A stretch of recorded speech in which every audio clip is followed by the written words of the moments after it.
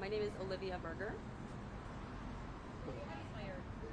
Oh, sorry. It's Olivia.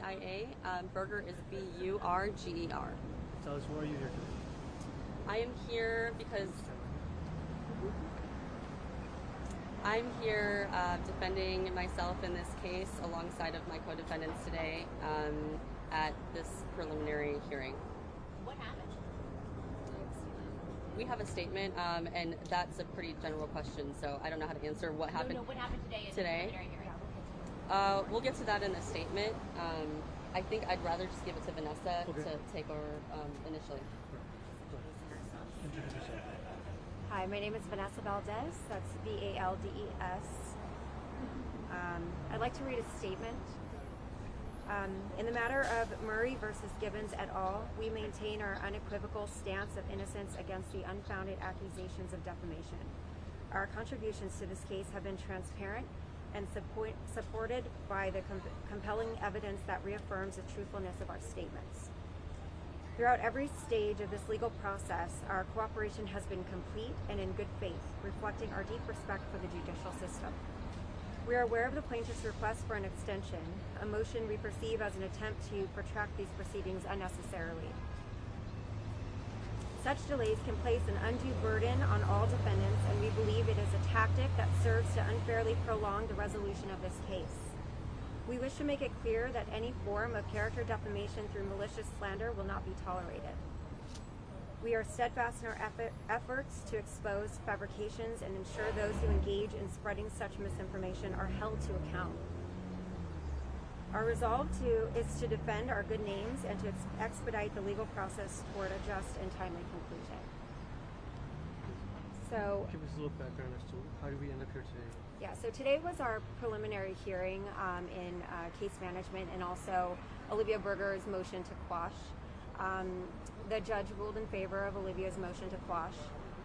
However, she was served shortly after. So in terms of the case management, the judge has ruled to extend the timeline for the plaintiff to reach all defendants and serve them properly. And what happened today as far as your action? Was there any motion today on your behalf? No, my motions were not addressed today, other than the case management. So it's just to prolong the case. He's trying to serve 50 plus women. So I have filed other motions, an anti-SLAPP. Some of my co-defendants have filed other motions. Those hearings are scheduled, and they will be in the months, days to come. So we're just waiting on those days. And how do we get here to this day? What happened? What brought this lawsuit?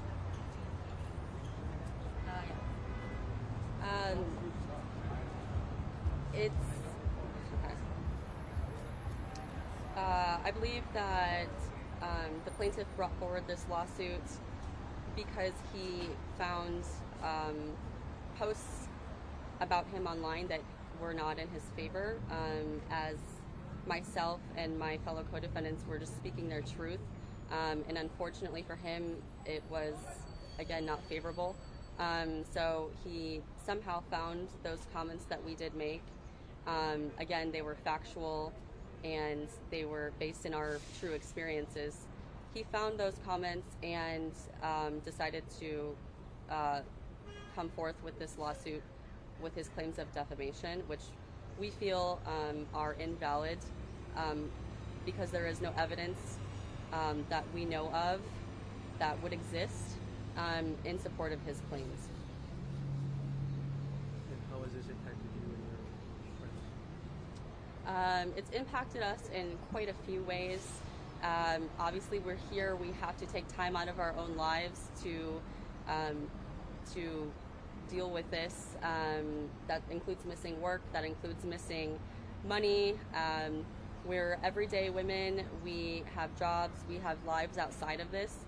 But it has impacted our lives quite a bit as far as our time and energy. And I think that's pretty apparent in how seriously we're taking this. And it's unfortunate that we do have to come to the media to get enough traction, but we are still without legal representation at this time. So that is something we felt was necessary in order to gain traction behind our story. So right now you've been representing yourself? Correct. We've been representing ourselves this entire time.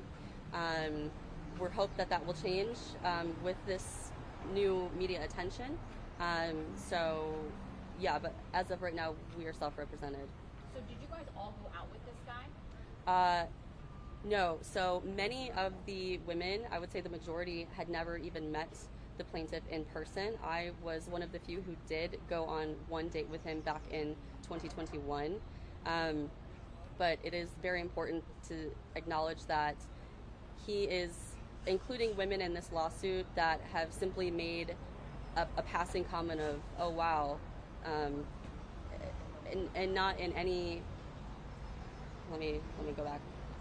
It's important to note that there are various women with varying levels of involvement in what was said on the post. Some just liked the post. So not all of us met him or went on a date with him. When you made these posts, did you ever think it would lead to something like this? Well, one would hope not, but given the plaintiff, All the time on social media. right? Yeah, I mean, it's true that you don't really assume that something like this would come out of a truthful comment that you make online, especially. But given the litigious nature and past of this particular plaintiff, I can't say I'm too surprised. What were your reactions when you found out you guys were getting sued over what you said on a dating website over a guy you went out with and apparently didn't like? I'm sorry, what was the question? What was your reaction when you found out you were getting sued by, did you go out with him? No, so I matched with the plaintiff back in 2019. He initiated the match.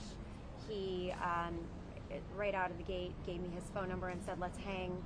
I commented with one message saying bold move with a happy face, and then a barrage of harassing messages came afterward. So I immediately blocked and reported him, and a few years later I commented on that post on the Facebook group, and now I'm being sued. I shared my personal experience, truthful, and my opinions on, on his behavior, and now it's all this. So. What was your reaction when you found out you were being sued by this guy? Well, I just thought, well, this won't go anywhere. I just thought this is ridiculous. But it's very serious, and it's very unfortunate that we're here. But I'm happy to provide all the evidence and get through this. And hopefully, justice will prevail. Is this a matter of freedom of speech? It is. It really is. And it's not, we want to make it clear, it's not about men versus women. It really is about the truth versus fiction. And, what we said in our statements, this is a community on Facebook. It is a private group, but it's still on a public platform, we understand. But it is a place where women can share their experiences, their honest experiences, and keep each other safe. And so while we're doing that, we're exercising our right to free speech. And we feel that this is a bullying tactic to silence us. Do you have any regrets on making these posts on this Facebook? I have none. I can only speak for myself. I encourage women to continue speaking the truth and continue sharing their stories and keeping each other safe. One of the things that he says in his lawsuit that he accuses defendants of saying are that he was a suspect or is a suspect in a murder and that he has STDs. Did any of the ladies write those things? None of the women standing here made any of those claims to my knowledge. I definitely didn't. All I can say on that is a quick Google search of this man's name is enough to see his litigious history and the cases he's been involved in. And that might have been the topic of conversation amongst the women who were looking to possibly involve themselves romantically with him, which is why it was important to discuss these matters. Because they were alarming things that were found online. But none of us commented or claimed that we knew, the status of any of those cases. I definitely didn't, and neither did my co-defendants. Are you the only one that went out with him of this group?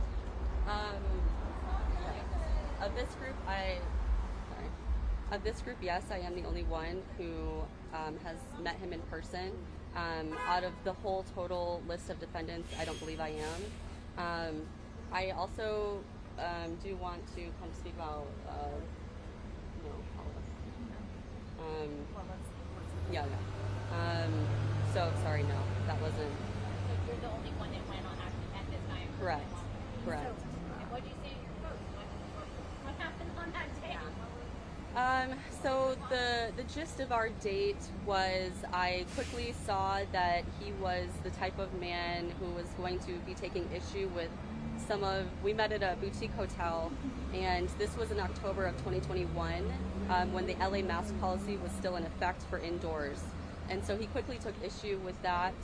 There was a sign on the door of the hotel that said, please wear masks indoors. So I go to reach for mine and he brushes it off, and that was kind of my first indication that we probably wouldn't be getting along.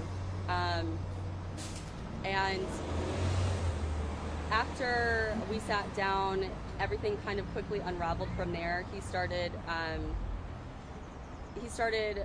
in my opinion, ranting about his various their conspiracy theories, including things such as the CIA and their involvement with, COVID and the vaccine and all of that. It wasn't like a friendly back and forth conversation. It was more of him talking at me, which obviously made me uncomfortable. And he noted quite a few times during the date that I was uncomfortable, but yet continued to talk about the subject in which was making me uncomfortable. So it felt like he somewhat enjoyed making me feel uncomfortable with the ways and the things he was saying and speaking to me. I did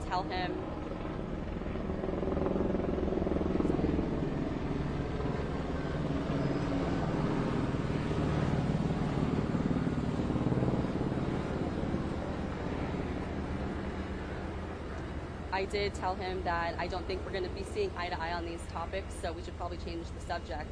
And he then took to kind of, it seemed as if he was looking down on my work, claiming that he knew a lot of other hot young girls that, did the same job as me, which obviously I didn't appreciate. But just, he seemed very arrogant, smug, like sitting on a high horse. The typical kind of bad date behavior. It wasn't until after I got home with more information I knew at that point, where I went down the same Google rabbit hole that everybody else has probably done at this point, and then it kind of made a little bit more sense. And yeah, he also, I will say, he did try to get me to leave with him, to go back to his apartment or his place, to which I did not. I refused to leave with him, but he's claiming that that is a false statement on my behalf, which I can assure you is not. Do any of you guys still post on this? So that is something that we would like to emphasize, is that while, do you want to join in? So back in January, there was a similar case of Are We Dating the Same Guy in Chicago. A plaintiff, male, was suing a handful of women for defamation as well. And the creator of the Are We Dating the Same Guy group, Paula Sanchez, was named in that case. To my knowledge, none of them were served, but she did create a GoFundMe that collected close to $40,000, at least one of her GoFundMe accounts. There may have been multiple. We reached out to her because in her GoFundMe statement, she stated that the funds would go to other legal cases relating to Are We Dating the Same Guy all over, basically in that network, for legal cases similar, and so that we didn't have to individually look for funds for representation. So we reached out to her to let her know about our legal case, to which, to a lot of us, she didn't respond. She actually, she did respond. She responded by restricting our accounts. I wasn't able to comment or post for about a month or so. And then when I finally was able to get back, she would throw us like breadcrumbs of help by, amending an old post that she did and putting our new GoFundMe. So not even asking for the funds that she had collected, but we created our own GoFundMe. Asked her to post that for us to gain traction. She amended an old post that basically got no views. We didn't see $1 raised. And we continued asking her, for help and support, to which she remained silent, at least to me and to Liv. And she ended up actually deleting us from the group. So none of you got, you're all deleted from the group. I'm deleted. Liv is deleted, I believe. Multiple people are deleted at this point. Not all of us, but multiple, yes. Anything you want to say to other people or to other women on these dating apps? I do feel strongly that although dating apps do provide a different sort of platform for people like the plaintiff, they are not the root issue of this. I just think the plaintiff is the root issue of this, and he has met women in person. He has met women, of course, on dating apps, but there were many comments claiming that they had met organically in person. So it's not purely a dating app issue, although we would like the dating apps to be held liable as far as policing who is allowed back on after their accounts have been suspended or reported, because it's frustrating that Vanessa had this interaction with him in 2019, and then he was then able years later to be back on the same platform. So that is something that we would like to see changed in the future. What was the name of that dating app? I connected with him on Tinder, and Vanessa connected with him on Hinge. I had reported him. So it's my suspicion that as soon as he connected with me, he either unmatched or blocked me from the app, and then he texted me separately after I had given him my number and told me that he wasn't on the app or something to that effect, and to just communicate with him through text. It's my opinion that he does that on purpose, so you are not able to then report him after a bad date with him. I did see him we've seen him under various iterations of his name, I suspect, because he's being continuously reported for, I suspect, bad behavior on these apps. So he's somehow apparently still allowed to be creating new accounts under various iterations of his name. And I did come across his profile after our date and reported it at that time. What came of that report, I have no idea. Any other questions? Thank you. Thank you, guys. Yeah. Talk about digging deeper and some of the claims that are being made. Yeah, the quotes. Yeah. The Do quotes. you know some of the quotes if we can get Just some let of me those? add one thing. Yeah, yeah. So, Just to summarize, the goal here is to bring awareness to this case, but we're also asking anybody that's an attorney that would like to support these women in this battle of freedom of speech, please reach out to us. We're looking for some pro bono help, and if we are successful in the anti-SLAPP countersuits, the attorney helping can actually ask the judge in the court to issue attorney's fees. So there is a little bit of hope there. Thank you. So we have direct quotes that we would like to and put on we record. also have a GoFundMe we'd like to. Is it up? Well, we already set up a GoFundMe. It's been paused. So, Yeah, we have so to. we do have a GoFundMe account that is that was active and it's since been paused. Apparently, it's been reported or flagged. We don't know by who, but it's been paused. But it's still, we're working through that and hoping to get it up and running again soon. So. The title of the GoFundMe, just so people can search for it Yeah, later. the title of the GoFundMe is Legal Defense Fund for Women of LA. If any support would be appreciated. We are hoping for pro bono work. In our experience and looking for representation, it doesn't seem likely, but any funds can help us get through this. We definitely appreciate it. We do believe that his direct quotes are obviously a direct correlation to the kind of person he is. So we do urge that his words be looked into as he writes them, and not be ignored.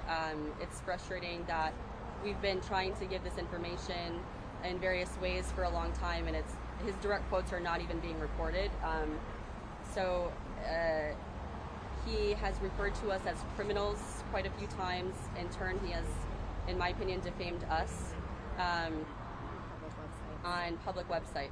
And he's called us everything from losers to short, chubby, psychotic women. These are, again, direct quotes, which I think are important to note. Thank you Okay. guys. Appreciate Thank you it. guys so much. Thank you.